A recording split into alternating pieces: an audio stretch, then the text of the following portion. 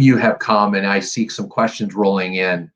And let's start with your questions. I love your questions. And Sandra, thank you. There was a Navy medic also. I did see that, and I'm just saddened by that and think for his or her family. So, and Judy, greetings to you. But I'm going to take your questions. I see some really good ones coming through. And Sherry, thanks for your question about having 2 children with type 3 long QT syndrome and ADHD, attention deficit hyperactivity disorder. I'm wondering, is this common to have both? And I think that's a really good question and important to keep in mind when we have some of our individuals with long QT syndrome have other things, and then we try to immediately say, is there a link? And there's been some things published about ADHD and long QT syndrome. My team has published some, importantly, about how we can effectively treat both conditions. As to some link between the two, no, I don't think so. Remember, long QT syndrome is about 1 in 2,000 people. Type 3 long QT syndrome itself is maybe 5 to 10% of all long QT syndrome. So that makes LQT3 specifically on the order of 1 in 20,000 humans have type 3 long QT syndrome. ADHD, attention deficit hyperactivity disorder, on the other hand, affects maybe 5 to 10% of young children in some level. There's a spectrum, of course. So obviously, about 5 to 10% of all of my long QT kids get to also be struggling, dealing, navigating, wrestling with ADHD. And it's about that number. So there's no greater prevalence of ADHD in long QT kids compared to the general community.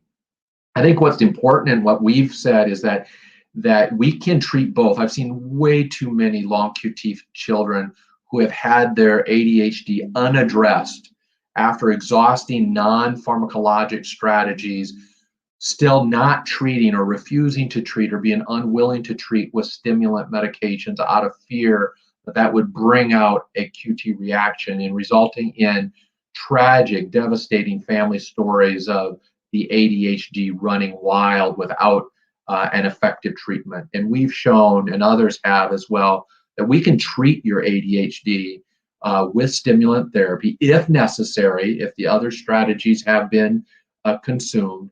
And we can do that and effectively treat the ADHD. Good news, without aggravating their long QT syndrome. Really good news on both accounts. So hopefully that's encouraging for you. And Sophie's asking the session about food supplements and foods to avoid. I'm working on that one, Sophie. I have a call out to someone who I think she would be really good to join our program. And fingers crossed that she will say yes and join us in September or October. So obviously that's the earliest I can do since this is our last program of August. So hang in there, Sophie, and thanks for the reminder. But I did put a call out at the end of last week. And a great question about your recent LCSD surgery. So remember, LCSD is left cardiac sympathetic denervation. Some of our patients with either long QT syndrome, mostly LQT1 and LQT2, or the calmodulin long QT syndromes, or CPVT, catecholaminergic polymorphic ventricular tachycardia, you are the ones that derive most benefit from the LCSD. The question has been, do you think high intensity interval training is safe, or is it steady heart rate increase like elliptical or running best to stick with? Well, I think it's a really important question and it needs to be tailored to you. I would need to know some details, obviously, about what's the reason that we came to denervation surgery. Has that disease been quite spooky in you or incredibly stable? And then are we also on additional concomitant medicines as well, or are we on denervation by itself? So it's a really great question, but there's many things. I would say in general, high intensity interval training, or HIIT, HIIT, would be safe if your physician, your long QT specialist, has given you the green light for competitive sports. If I give my patients the green light, I do not tailor it or restrict any sort of aerobic activities. So would not restrict in my practice HIIT. On HIIT, I have a little fun thing for you. There was a little blurb in Twitterland from Mayo Clinic about high intensity interval training, to which I had to share with people that when I try to do that in the morning, my son, the second one, likes to tease me and say, "Hey, Dad, what you do can't be called HIIT. It's MIT at best." MIT meaning moderate or modest intensity interval training. So thanks, Nick, for that. But I do my best. Now, Gloria, I take all questions that come, even if I'm not quite sure of them. But vaccination has been a disaster on the immune system and actually causes a lot of illness. We are changing our genetic code through vaccination. I think, Gloria, that would be great when we get a true expert. I'm obviously not an expert on vaccines. We've had an expert here twice, but I think that statement as a general statement is utterly false. And so we always have to deal with fake news. And to that end, I think I'm working on a program to add with a really interesting and fascinating physician who speaks a lot about how do you distinguish truth from noise, the real signal from a bunch of nonsense. So I think we're going to all like that program a lot, and we're trying to get that one coming up for September. Surprise! I just want to do a surprise little guest thing. I did get a hold of Dr. Edwards, and she's online. I want to kind of introduce her before we get too far in questions. Wonderful. So Great. If we have that, yay! So I was able to do a few of your questions, everyone. But I think we will shift over to what's really exciting for the topic for our next 27 minutes. Welcome to the program, Dr. Kathryn Edwards. Hello there, Dr. Edwards. Hi, I'm sorry I'm late. I actually was having my blood drawn for the vaccine study for the Moderna mRNA vaccine. So obviously I believe in research and believe in vaccines. So I'm sorry I'm late. And then I also had a little trouble getting into the other computer. But I'm here and I'm more than happy to address any questions about vaccines. Well, it's great to have you, Dr. Edwards. So Dr. Edwards joins us from Vanderbilt University. And before I pose a few questions or ask some of your thoughts that I've received from long QT and genetic heart rhythm families throughout the globe, I'll have you help me debunk the 5 biggest myths that you have been encountering over this last year related to the pandemic and the vaccines. But before we jump in on those, Dr. Edwards, give the SADS live community a sense of who I'm visiting with and who we're all listening to. Okay.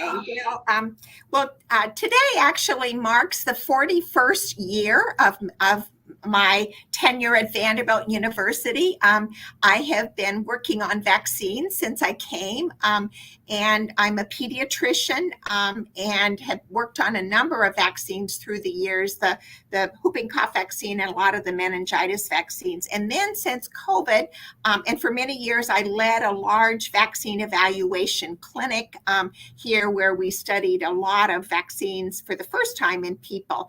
And since the outbreak, I've been working with the CDC to look at vaccine safety and to answer calls of doctors and providers about vaccines every single day since November. I start my day with calls from doctors, and that means Saturdays and Sundays. So I probably heard almost every question that has been raised about vaccines. And so I'm really happy to be here. And again, I'm sorry I'm a little late, but there's just kind of too many things going on. So I'm happy. Yeah, no, I'm just glad you can make the time. And I'd like to just give a shout out to my dear friend and scientific advisor to the SADS Foundation, Dr. Prince Knackrell from Vanderbilt, who connected us with Dr. Edwards. So let me jump on in, Kathryn. Before you came on, I gave some of the vital statistics of the tragic number of cases and deaths, the good news of the number of vaccines that have been happening. But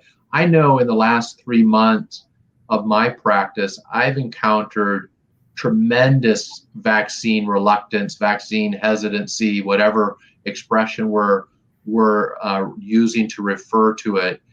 What are you hearing as the 5 biggest whys?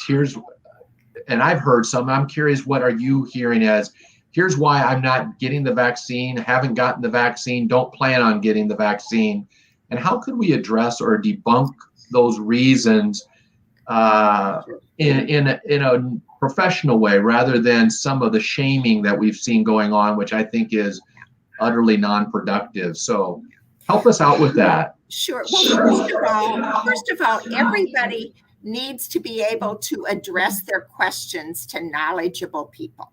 So the reasons that people choose not to be vaccinated are very different. So that I think that the first thing is that you have to ask your question. And you have to ask your question to someone that's knowledgeable and that will listen. And then you have to listen to their answer. You know, it's about us communicating and so that we understand each other.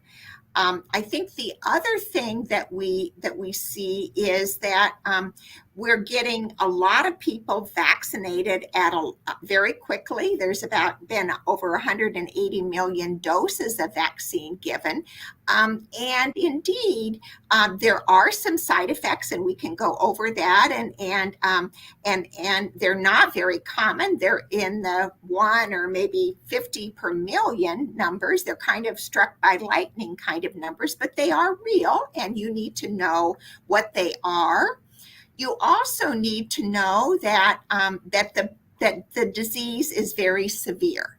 And you need to realize that there are some people that just don't even get sick with the disease, but there are people that die, and we can't really predict who's going to be the one that sails through and the one that doesn't. And then the other thing that I think you have to believe is that we are working really hard to understand if events are related to the vaccine or if they aren't. And let me tell you a story, and because I think it helps people understand a little bit. So one of the best pediatricians in Nashville about 20 years ago told me this story, and she was wonderful, but she liked to talk. And so when people had their appointments, they often had to wait because she was busy talking to the patient before. So one of the patients was supposed to be in the office and was supposed to have gotten a vaccine, but she was still waiting to be seen. While she waited to be seen, she had a seizure.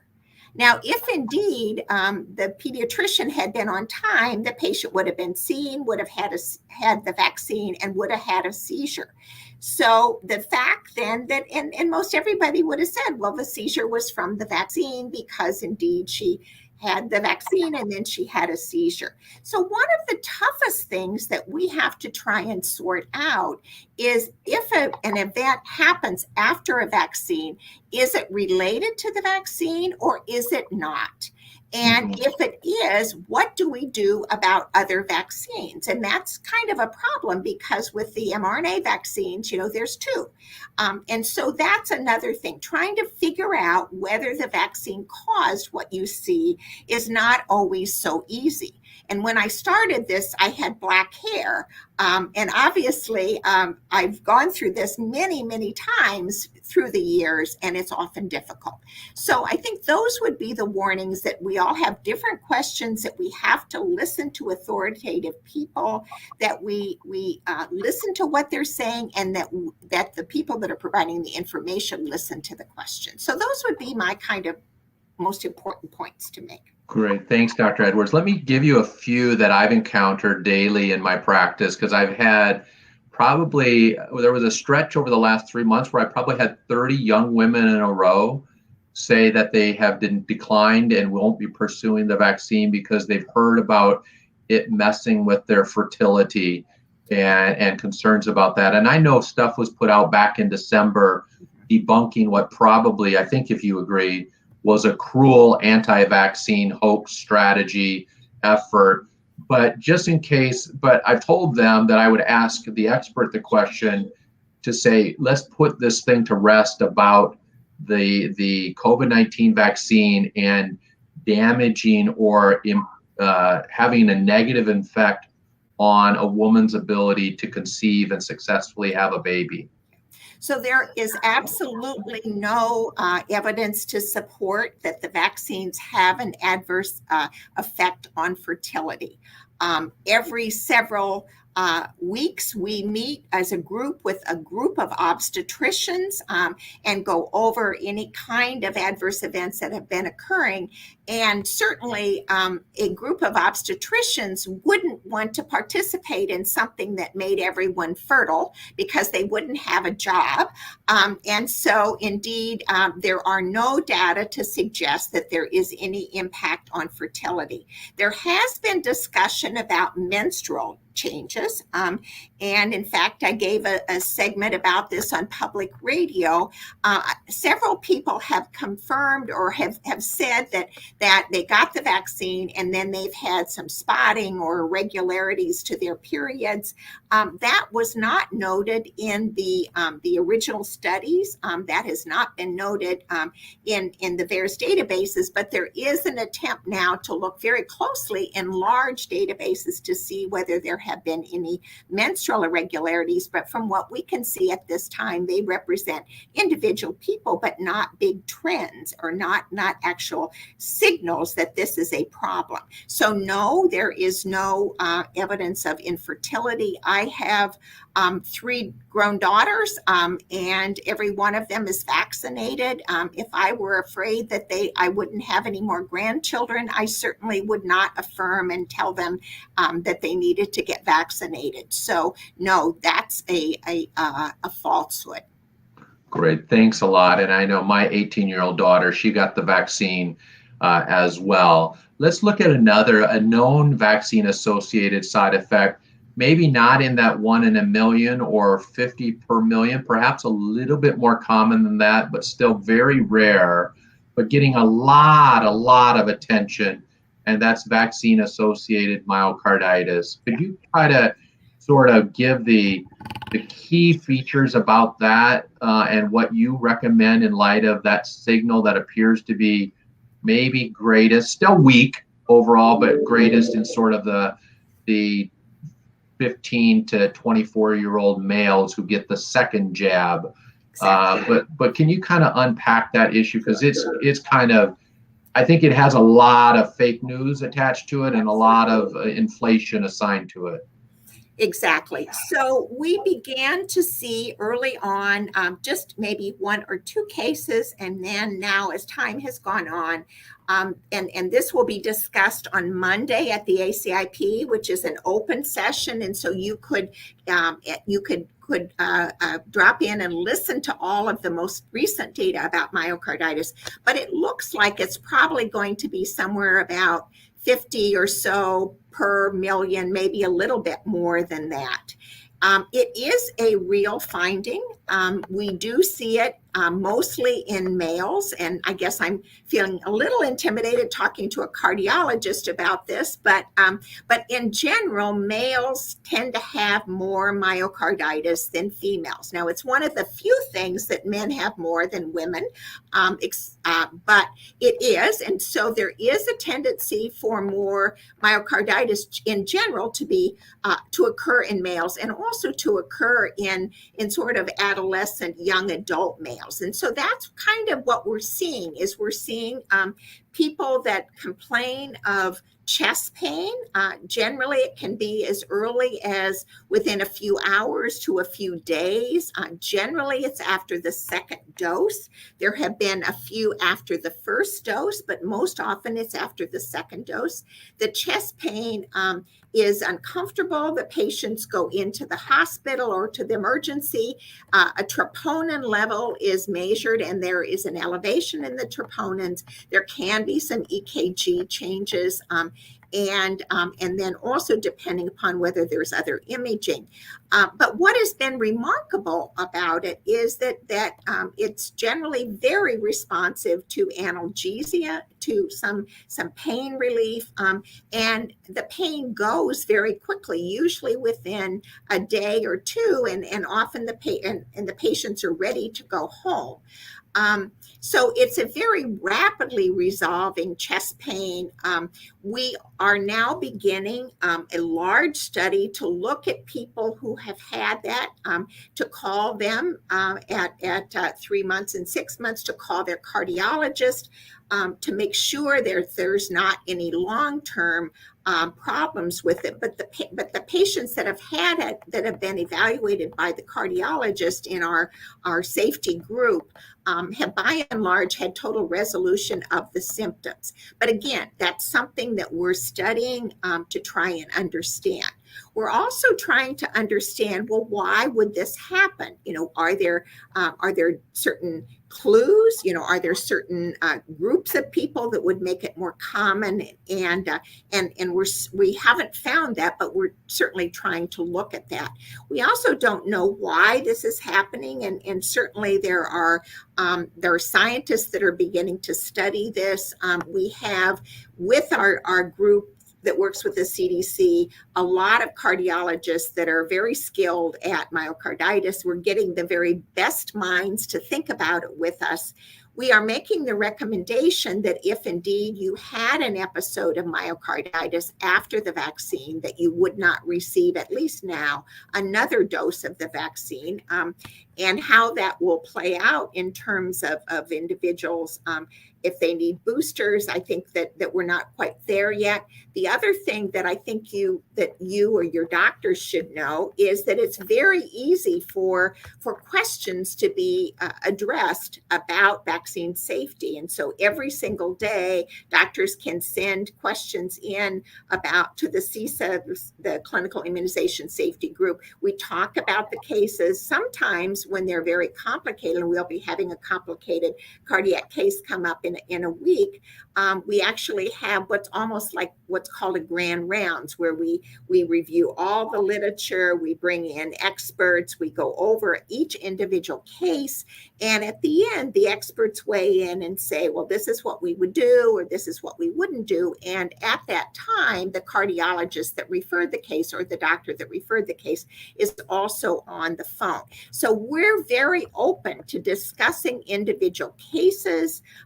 and to kind of coming to some consensus about how these things should be approached. We want the best for all of the patients, but we also need to know that there's an enormous burden that COVID inflicts on the heart.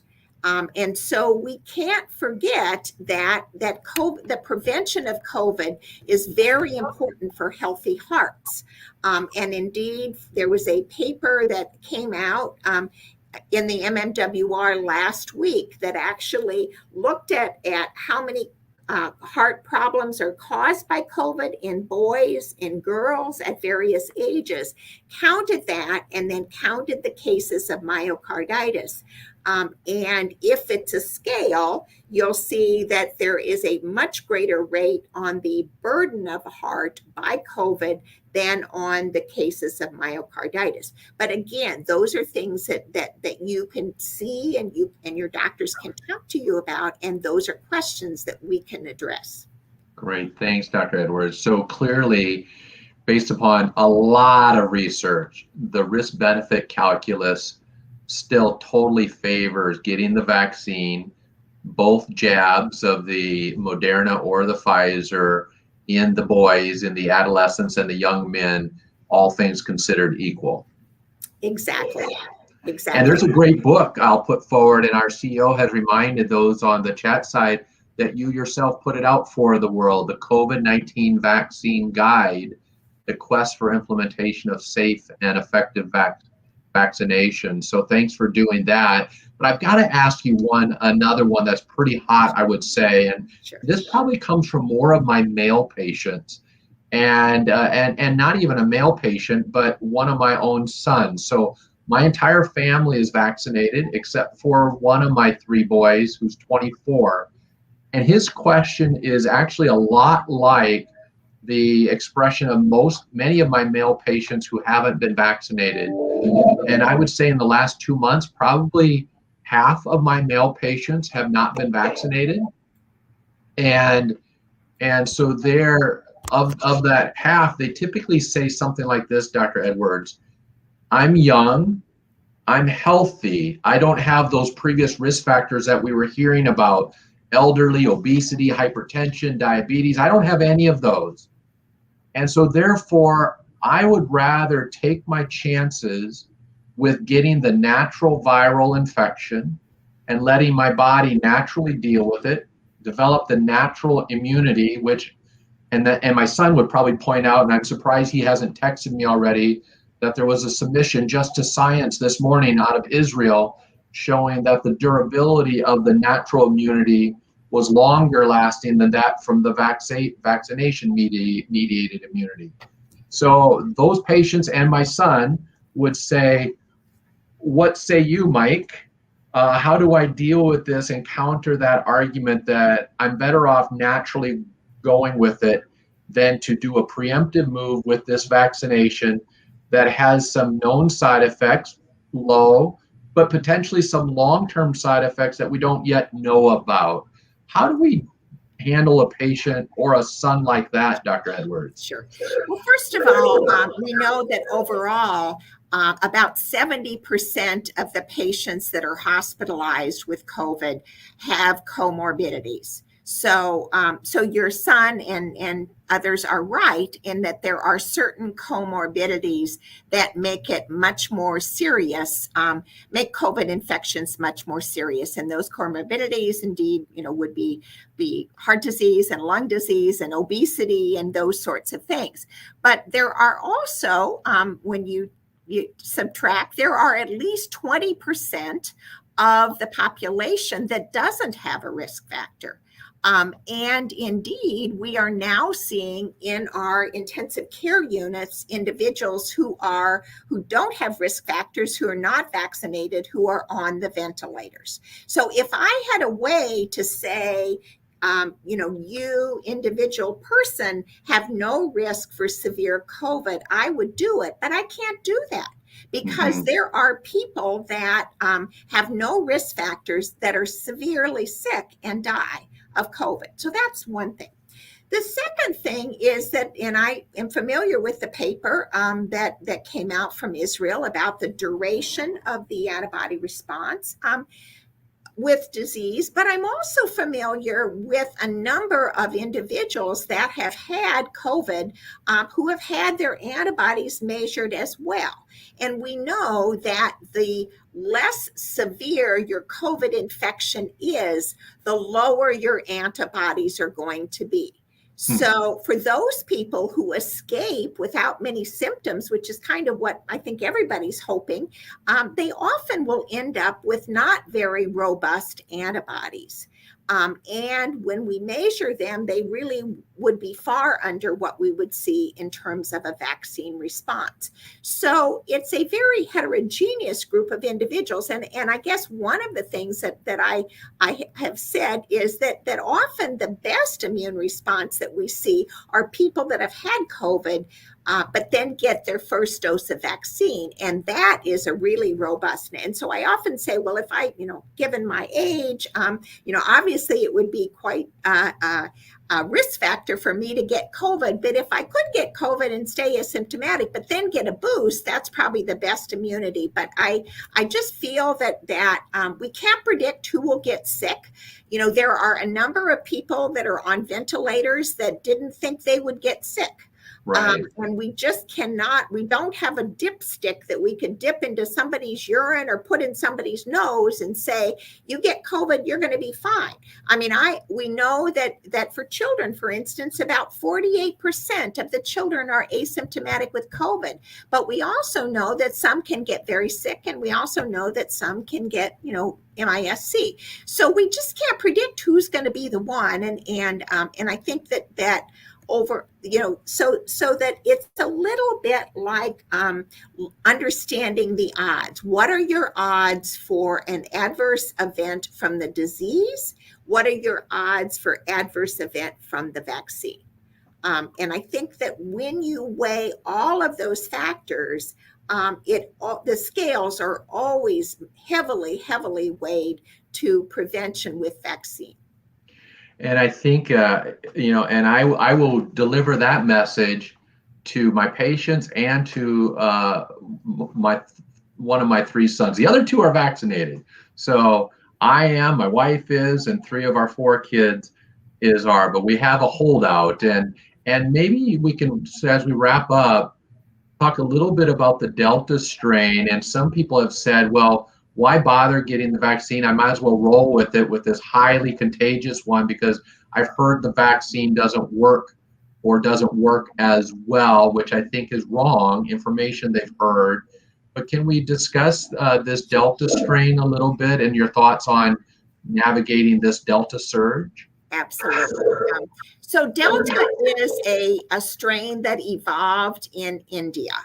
And it is much more highly infectious.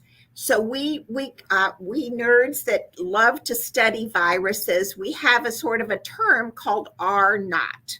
And R-naught is how many people that one infected person could infect.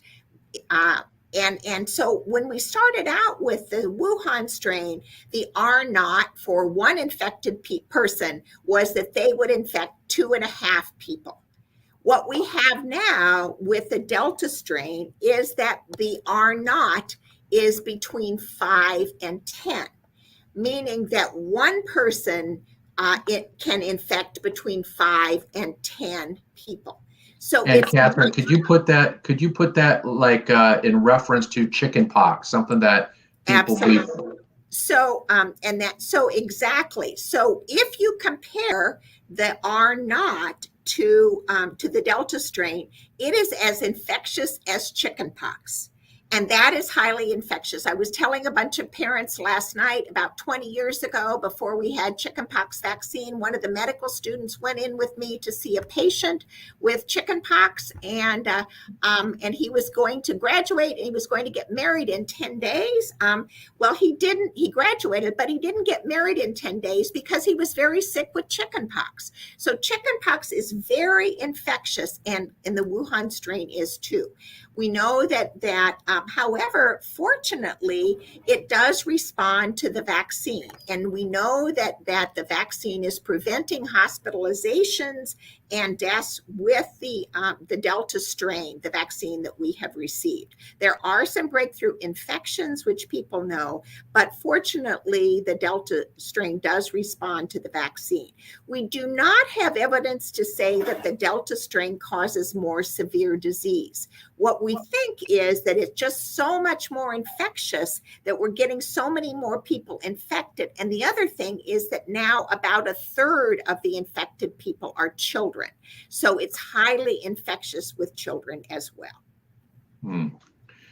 And do you have concerns that we're going to have something called the next thing, not Delta, but with its own different designation, that the current vaccines won't work as well? Is that something that we should be expecting? Is that part of the consequence of not getting to herd immunity faster?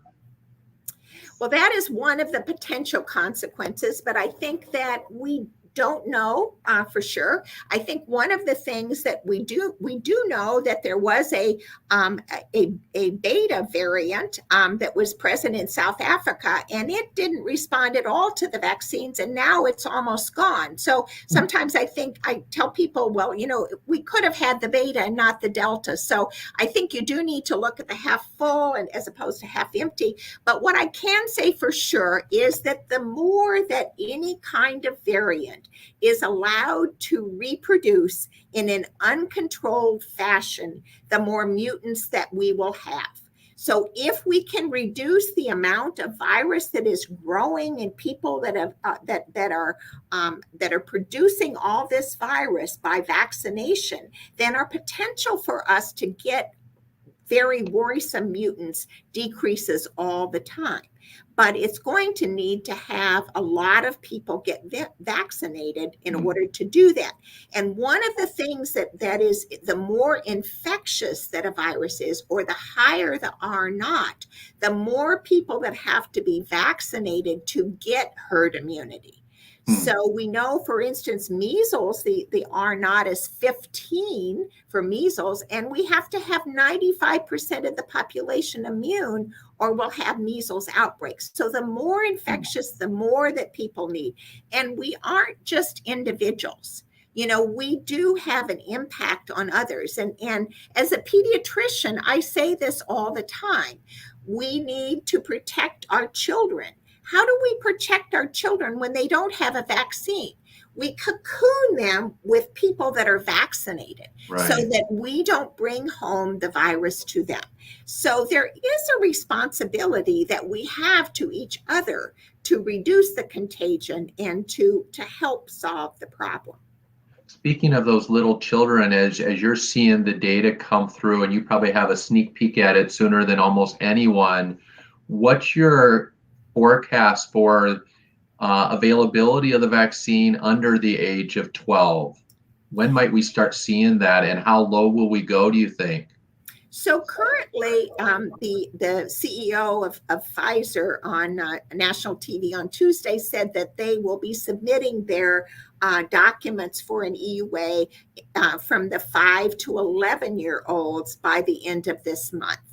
The FDA has come back to both of the manufacturers and asked them to do some studies in children, some troponin levels after the second dose. So again, looking at more safety things. So that may indeed delay a little bit, but I think we're looking at probably a final submission somewhere in October, and hoping that maybe by the end of October, early November, that age group would be able to get vaccinations. Studies are going on now in the 2 to 5-year-olds and the 6 months to 2-year-olds. I think the thing that is very much the case is that people are getting those children are getting lower doses. And if you look at, actually, it's sort of interesting, if you look at the responses of the 12 to 16 or 12 to 15-year-olds and compare them to 16 to 18-year-olds, the antibody responses in the adolescents are better. They're about 1.75 times better. So the kids are responding, and so we'll be able to use a lower dose and also get by, I think, with less reactions. But I think it's only fair to say that the kids and the adolescents are going to see reactions kind of like we did as adults. And last thing, Dr. Edwards, if I might, I know we are in the midst for the SADS Foundation of SADS safe schools, and all of our children are going back to school, and we have families online from everywhere from Germany to South Dakota, and all parts of the United States in between, and all parts across the globe. And so many families are wondering, some of them will be going back to schools with mask mandates. Some will be going to schools without masks. There's so much, I would say, mask hysteria, mask paranoia, good mask, bad mask, no mask, you must mask. What would you finally encourage all of them about the state of the mask? It would seem to me that if you're 12 or older, get your vaccine. Absolutely. But for those who aren't, what do we deal with this whole masking at school situation? Well, I can tell you what I do, and I think that we in the pandemic last year, we did a small study in a small parochial school in Nashville, and we really didn't find any transmission within the schools with our masks. And so my recommendations are that even if you're vaccinated, that you wear your mask. I think sometimes it's hard for adolescents, if everyone else doesn't have a mask, to wear your mask. But I think it builds character. I think to show that, that you believe that it's important. I think and so that is my recommendation. That's what I tell my grandchildren, some of whom are in high school. So get vaccinated, wear your mask, try and reduce, kind of if you're going to eat lunch, eat outside, and if you're going to interact with your friends, maybe do that outside. Don't go to a rock concert inside where everybody's sitting like this and breathing on each other and yelling on each other. And I think that those are the things which, the CDC recommends. And some people say, well, how do we know it's going to work with COVID or with the Delta strain? And we don't, because we don't have any information. But I think if the potential exists to improve things, then I think that's probably what we should do. Because one of the things that I think we have to understand is that sometimes infections occur and sometimes infections are serious. So if that happens to you or your child, I want to make sure that you feel comfortable with what you've done, because, it's never fun to look through a retrospectoscope. So, kind of decide what you want to do. I know it's not easy, but it builds character to sort of do because you feel that the scientific information tells you to do something. And I think the other thing that you need to know is that we are very, very, very seriously looking at safety. We want to make safe vaccines. I don't want to have vaccines cause problems. Why would I want that? Why have I spent my whole life trying to make sure that vaccines are safe? And one of the things that I tell people that sometimes those of us who work in vaccines are like the Maytag repairman. We have such a great product. People don't know about meningitis. They don't know about all these things. And the last day I was a pediatric resident 50 years ago in Chicago, I stood by the bed of a child who died of meningitis. That disease is gone because we have a vaccine. So vaccines are very powerful, and we have a lot of safety information. Over 180 million doses have been given here. So I believe in them, and I'm happy to answer questions or try and answer questions. If your doctors have questions, we're here to help you. CISA eval, and you can just, Dr. Ackerman can get in touch with me if you have a question or you want, but we want to help you. We want to make sure that you feel comfortable that what you're doing is what's the best for your child or yourself. Well, Dr. Edwards, thanks so much for taking the time out of your busy schedule and for your career, for your 40-year plus career, trying to make the lives of everybody across the globe safer with the development and the implementation of safe vaccines, and appreciate all that you're doing to help us navigate through COVID-19. And hopefully we can all do our part to bring this chapter of this pandemic to a close and as fast as we all can. So thanks so much for being with SADS. Thank you. And sorry I was a little late, but I was getting my blood drawn. So no, it was definitely worth the wait.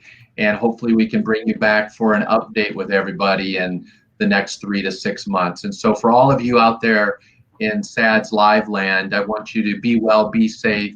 If you have not yet gotten the vaccine, get the vaccine. If you know of a friend, a neighbor, anyone who's age eligible who has not gotten the vaccine, they've been struggling, they've been on the fence, tell them about the conversation you just participated in and encourage them to go get the vaccine.